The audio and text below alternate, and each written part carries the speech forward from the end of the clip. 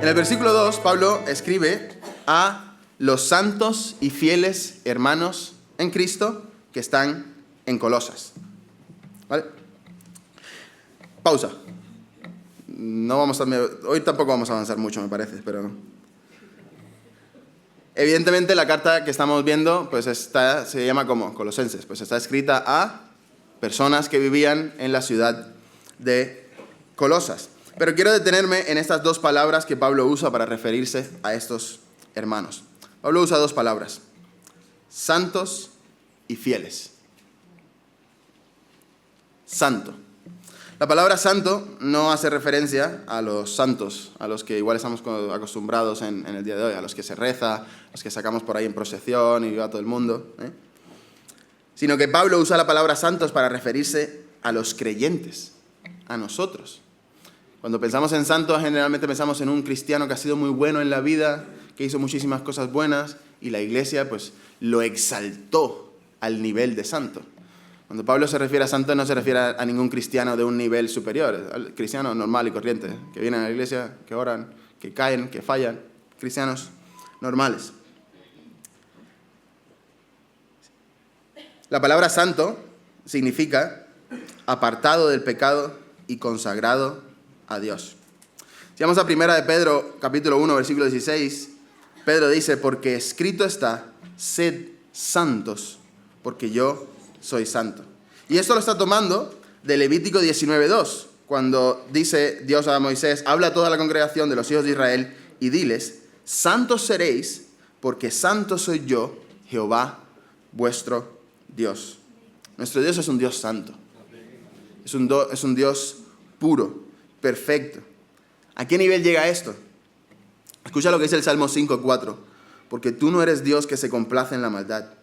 El malo no habitará junto a ti.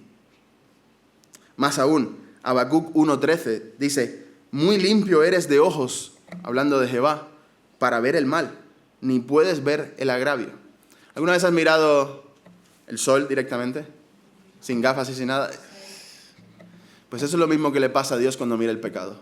No puede, sus ojos no pueden ver el pecado. Y Josué 24:19, hablando al pueblo de Israel, le dice: no podréis servir a Jehová, porque Él es Dios santo y Dios celoso, y no sufrirá vuestras rebeliones y vuestros pecados. Entonces, ¿esto qué significa? ¿Que los hermanos de Colosas eran santos, perfectos, puros? Para nada. Lo que pasa es que los hermanos de Colosas, como todo creyente, como todos nosotros que somos santos, habían sido separados al pecado. Su vida ya no era un constante pecar, sino un constante buscar el apartarse de ese pecado. Porque si la palabra santo para Dios significa que es puro, perfecto, intachable, sin mancha, para nosotros significa que estamos apartados, separados también de ese pecado. Seguimos teniendo nuestra carne, seguimos pecando, seguimos siendo carnales muchas veces, pero nuestro espíritu busca apartarse de ese pecado. Y esto quizás lo entendemos un poco mejor cuando vemos 1 Corintios 1:2. Pablo también escribe a los corintios y le dice: a la iglesia de Dios que está en Corinto, llamados a ser santos. La santidad es un llamamiento, es un proceso en el cual desde que nos bautizamos, desde que aceptamos al Señor, comenzamos poco a poco a crecer en la estatura y el conocimiento de Cristo Jesús. El crecimiento nunca sucede de un día para otro. Yo quisiera que mis hijos ya tuvieran 2 metros de altura y no tuvieran que usar silla del coche, pero va poco a poco, despacio. Y hoy crecen 1 centímetro y mañana 2, luego pegan un estirón y crecen 5, y luego crecen 1 y... hay que comprar silla nueva. Pues así es en la vida del creyente. El proceso de santificación es un proceso. Un día nos santificamos un poquito y otro un poquito. Un día tenemos una situación, una experiencia en la que Dios nos santifica mucho más, pero luego seguimos y seguimos y seguimos. Los creyentes hemos sido llamados a consagrarnos a Dios, a separarnos del pecado. Como decíamos cuando compartíamos el día de los bautizos, en Romanos 6, hemos muerto al pecado y hemos sido llamados a dedicar nuestra vida a Dios. Y Pablo también pues usa la palabra fieles para referirse a los hermanos que están en Colosas. El Nuevo Testamento usa la palabra fiel para referirse a dos cosas. Una, creer, y otra, permanecer. De manera que los hermanos que están en Colosas han creído en el Evangelio y permanecen en el Evangelio. Hermanos, una de las muestras mayores de nuestra salvación es que permanecemos en el Evangelio. Ninguno puede gustar y irse, porque entonces lo que ha gustado no estaba tan bueno. Mateo 24:13, Jesús dice, mas el que persevere hasta el fin, éste será salvo. Hoy usamos la palabra hermano un poco a la ligera. Bro, ¿sí? Hermano, ¿qué pasa, hermano? Pero los que hemos sido santificados por el sacrificio de Cristo, apartados del pecado, salvados de las tinieblas a la luz admirable, consagrados para Dios, a los que hemos creído en el Evangelio de Jesucristo y permanecemos en él, dice la Escritura que hemos sido hechos hijos de Dios y por tanto, hermanos en Cristo. Hermanos mediante el sacrificio de Cristo. Y si no te diste cuenta, en el remitente de la carta, Pablo pone la mira en Dios. Dice, no me escuchéis a mí. Escuchadme, pero por quien yo vengo, por quien yo represento.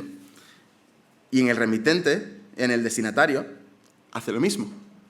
Dice, los creyentes somos santos y fieles, somos hechos hermanos, pero solamente a través del sacrificio de Cristo.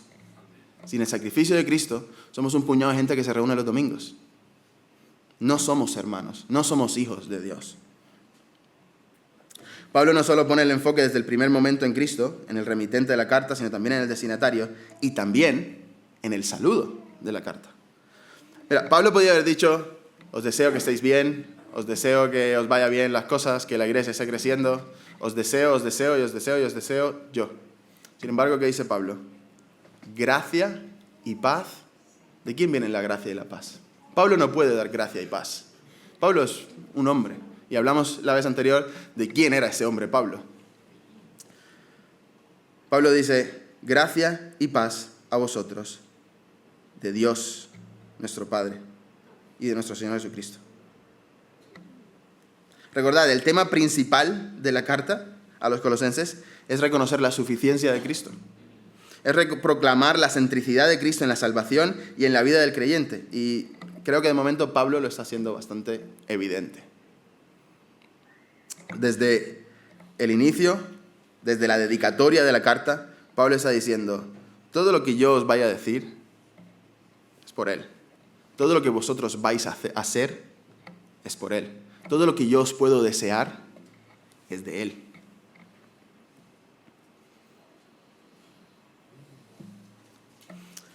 Llegamos al versículo 3. Y aquí es donde vamos a pasar la mayor parte del tiempo en esta mañana. Colosenses 1, versículo 3, dice, damos gracias a Dios, el Padre de nuestro Señor Jesucristo, orando siempre por vosotros, al oír de vuestra fe en Cristo Jesús y del amor que tenéis por todos los santos. A mí me llama, antes de entrar en las dos cosas que quiero compartir, me llama mucho la atención una cosa, y esto es un pequeño paréntesis. ¿Dónde estaba Pablo? En la cárcel. Cuando tú y yo estamos pasando por momentos difíciles, por situaciones complicadas, ¿qué le decimos a los hermanos? Hermano, ora por mí. Ora por mí para que el Señor haga y para que en carencias, en necesidades, pedimos oración por nosotros. Pero Pablo estaba preso en la cárcel y estaba orando él por los hermanos. No tengo mucha enseñanza sobre esto, pero me parece muy, muy interesante cómo Pablo, aún en medio de su situación, oraba por los demás. Nosotros creo que somos muy víctimas en ese sentido. Yo estoy mal, que oren por mí.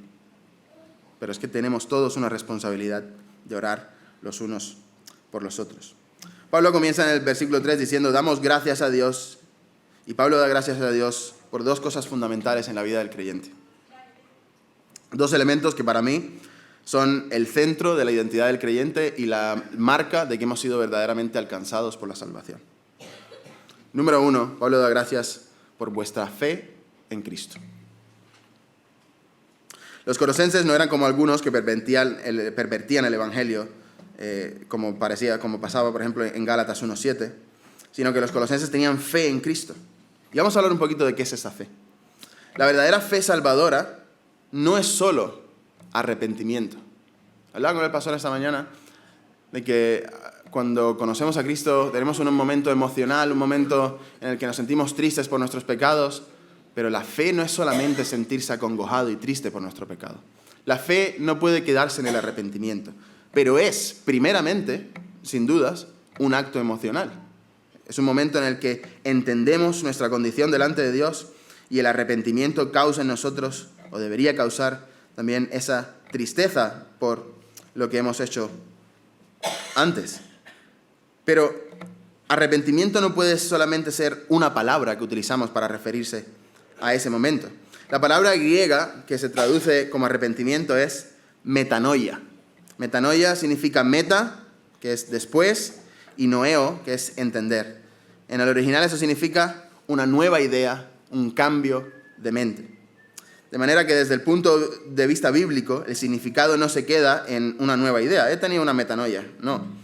Sino que cuando el Nuevo Testamento usa el término metanoia, habla siempre de un cambio de dirección. En especial, apartarse o volverse del pecado. De manera más precisa, el arrepentimiento requiere el repudio de la vieja vida y un volverse a Dios en búsqueda de salvación. El arrepentimiento de la fe salvadora, de la fe genuina, incluye 3 componentes: volverse a Dios, apartarse del pecado y querer servir a Dios. No solo consiste en sentirse avergonzado o triste por tu pecado. Si te has sentido triste, avergonzado y te has quedado en tu pecado, no has mostrado verdadero arrepentimiento.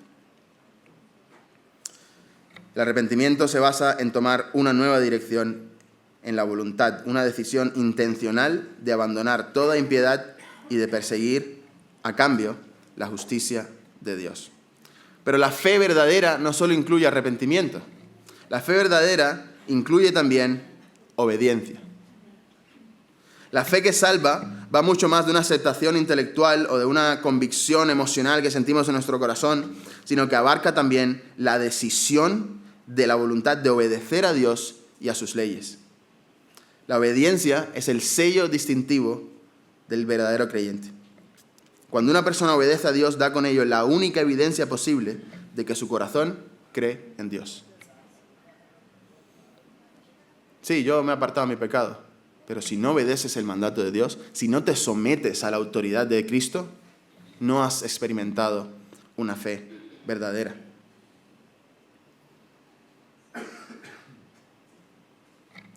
La palabra fe, la palabra en griego es pistis. Pistis. Significa estar persuadido de que algo es verdad y creerlo. Es mucho más que esa convicción intelectual, es mucho más que ese arrepentimiento. Implica obediencia, porque pistis viene de la palabra peizo, que significa obedecer. Los conceptos de obediencia y fe en el Nuevo Testamento son utilizados equiparablemente, casi iguales. En Hechos 6:7 dice: y crecía la palabra del Señor, y el número de los discípulos se multiplicaba grandemente en Jerusalén, y también muchos de los sacerdotes obedecían a la fe. Romanos 15:18 dice: porque no os haría hablar sino de lo que Cristo ha hecho por mí, por medio de mí, para la obediencia de los gentiles. Pablo, su ministerio era predicar a los gentiles y que los gentiles vinieran al evangelio.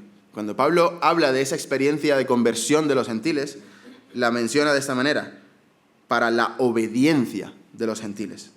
Segunda Tesalonicenses 1:8 dice: en llama de fuego para dar retribución a los que no conocieron a Dios ni obedecen al evangelio de nuestro Señor Jesucristo. Hechos 5:9: y habiendo sido perfeccionado, vino a ser autor de eterna salvación para todos los que le obedecen.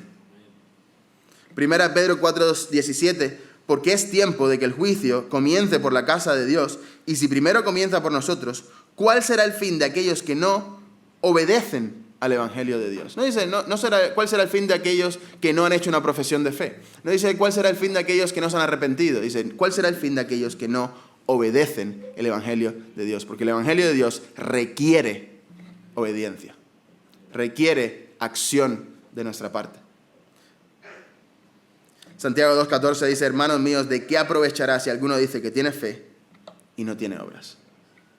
¿De qué aprovechará que alguno diga, yo he aceptado a Cristo, yo me he bautizado, yo he hecho una conversión de fe, he rellenado una nota de membresía en una iglesia, pero no obedezco lo que Dios me está diciendo que haga? No obedezco sus mandamientos. ¿Puede alguien perderse teniendo fe? Sí. ¿Cuántos no hay que tienen fe en su Dios, en su religión, hacen buenas obras, se apartan de sus malos caminos, consagran su vida a su religión, a su Dios? Y sin embargo la Biblia nos dice que solo hay un camino. Porque la fe no es tan importante, sino el objeto de nuestra fe es lo importante. Por eso Pablo dice, doy gracias a Dios porque he oído de vuestra fe, pero he oído de vuestra fe en Cristo. Carlos Spurgeon, un gran predicador del siglo pasado o del anterior, ilustró la importancia del objetivo de la fe con la historia de esos dos hombres en un barco. Y la historia dice así. Dos hombres se encontraban envueltos en violentas corrientes y fueron arrastrados hacia una catarata en un río. Los hombres que estaban alrededor, intentando salvarlos, lanzaron una cuerda para que ellos se agarraran y traerlos a la orilla. Uno de los hombres logró atraparla y fue arrastrado hacia la orilla y fue salvado. El otro hombre, la cuerda es algo muy débil. Mejor me agarro a este tronco fuerte y pongo mi fe en este tronco fuerte que seguro me va a salvar. Era un tronco que estaba flotando en el río. Este hombre fue arrastrado por la violenta corriente y desapareció para siempre. La fe en Cristo es la soga atada a la orilla. Nos une a Cristo brindándonos seguridad. Las buenas obras, aparte de la fe verdadera, representan en la historia del tronco, representan solo la fe, pero no en Cristo, que solo lleva a la ruina. De manera que el primer rasgo por el que Pablo elogia a los colosenses en su fe, no por su fe en el horóscopo, ni por su fe en que un día te tocarán el Euromillones, ni por su fe en los políticos del país, sino por su fe en Cristo. Porque han creído en el Evangelio de Cristo, obedecen el Evangelio de Cristo. Una fe que trae arrepentimiento, un cambio de vida, porque recuerda que ahora somos santos, apartados del pecado y apartados para Dios y obedecemos sus mandamientos. Y no puedo dejar pasar este momento sin hacerte dos preguntas. Uno, ¿has puesto tu fe en Cristo? Si no has puesto tu fe en Cristo, el mensaje más importante para ti en esta mañana es que Dios el Padre envió a su Hijo como sacrificio para pagar por tus pecados y que mediante la fe que lleva a arrepentirte de tus pecados, a volverte de tu vida, a girar 180 grados para seguir y obedecer a Cristo, mediante esa fe tú puedes ser salvo. El mensaje del Evangelio se resume: arrepentíos y creed en el Evangelio. Pero si tú has puesto tu fe en Cristo, yo te invito a que tú puedas hacer una mirada interior. ¿Cómo es tu fe? ¿Crees porque un día hiciste una oración o alguien te invitó a pasar adelante en un campamento o en un evento o en una predicación? ¿Crees porque te sentiste emocionado un día que alguien predicó y te sentiste acongojado? ¿Es tu fe muerta o viva, llena de obediencia al Señor y a sus mandamientos? La segunda característica que Pablo reconoce en los colosenses es su amor por todos los santos. El apóstol Juan recalca esta verdad repetidas veces en su primera epístola. Y él dice: el que dice que está en luz y aborrece a su hermano, está todavía en tinieblas. El que ama a su hermano permanece en la luz, y en él no hay tropiezo. Pero el que aborrece a su hermano está en tinieblas, y anda en tinieblas, y no sabe a dónde va, porque las tinieblas le han cegado los ojos. En esto se manifiestan los hijos de Dios, en esto se evidencia tu salvación. Todo aquel que no hace justicia y que no ama a su hermano, no es de Dios. Punto. Todo aquel que aborrece a su hermano es homicida. Y sabéis que ningún homicida tiene vida eterna permanente en él. Si alguno dice, pero yo amo a Dios y aborrece a su hermano, mentiroso. Pues el que no ama a su hermano a quien ha visto, ¿cómo puede amar a Dios a quien no ha visto?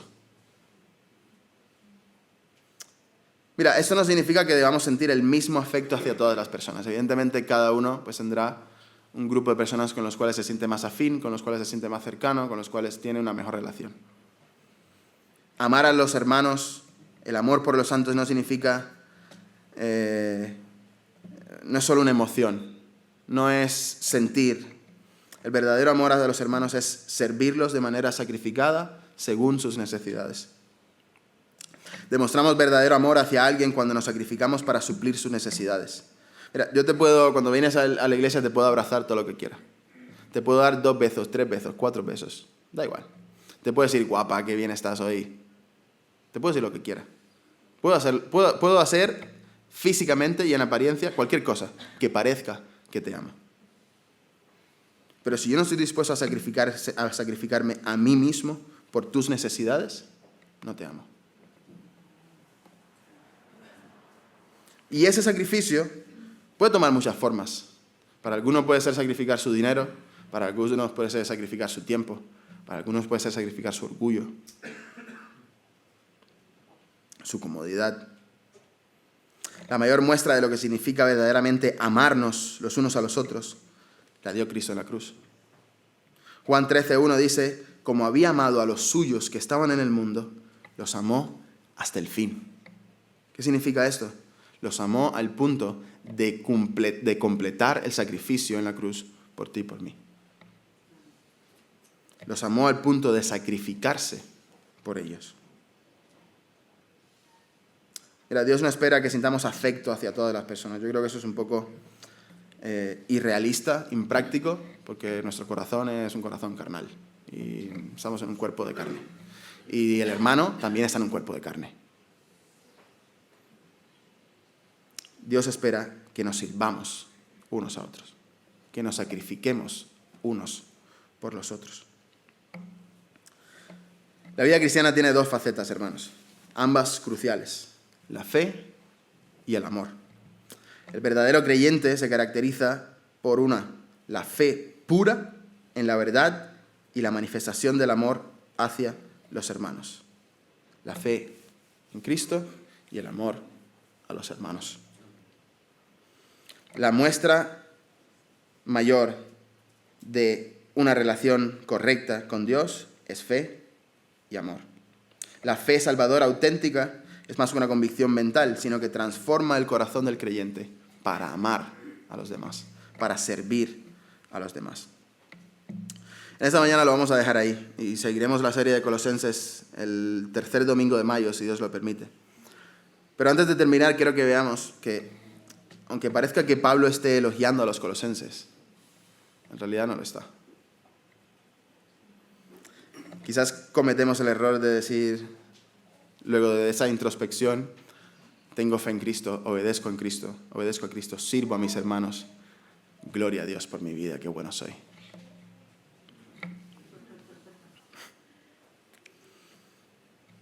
En realidad el enfoque sigue estando en Dios. Pablo ha mencionado 2 marcas principales del creyente, fe y amor. Escucha lo que dice 2 de Timoteo 1, 9, 10. Dios nos salvó y llamó por su propia determinación y gracia, no por nuestras obras, concedido en Cristo Jesús. Juan 6:33 dice, ninguno puede venir a mí si el Padre que me envió no le trajere, y yo le resucitaré en el día postrero. Tu fe tampoco es mérito tuyo, sino que Dios en su gracia, en su predeterminación, te ha traído a su rebaño. Ninguno de estos es mérito del creyente. No podemos enorgullecernos de nada de esto. No podemos llevarnos ningún crédito. Ninguna gloria por tu fe, ni por nuestro amor por los santos. La gloria sigue siendo y es de Él.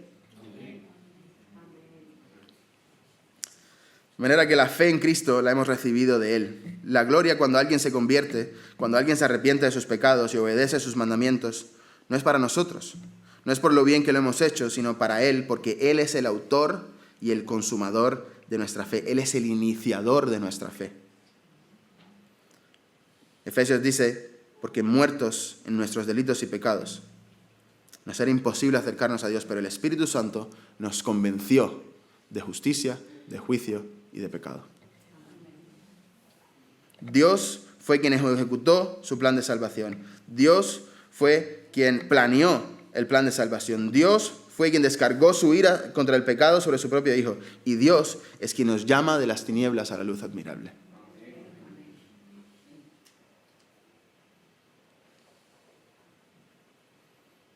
Y en cuanto al amor, la Escritura dice en 1 Juan 4:19, nosotros amamos a nuestros hermanos solamente porque Él nos amó primero.